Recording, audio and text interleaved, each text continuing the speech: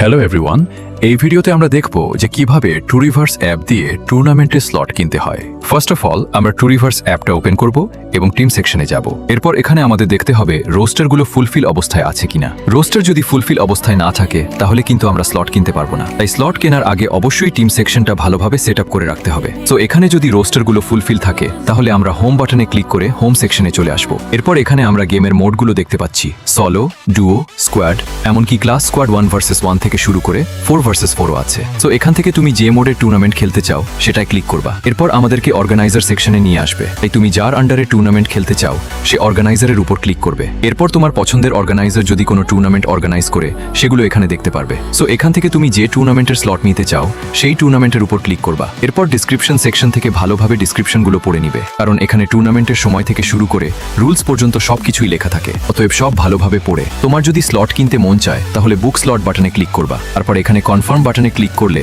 তোমার টিমের আন্ডারে একটি স্লট কেনা হয়ে যাবে এবং নোটিফিকেশন সেকশনেও একটা নোটিফিকেশন পেয়ে যাবে। আর মনে রাখবে, টুর্নামেন্টের এন্ট্রি ফি সমপরিমাণ ব্যালেন্স যদি তোমার অ্যাকাউন্টে না থাকে তাহলে অবশ্যই ডিপোজিট করে নিতে হবে। ডিপোজিট করার ভিডিও ডিসক্রিপশনে দেওয়া আছে, চাইলে দেখে নিতে পারো।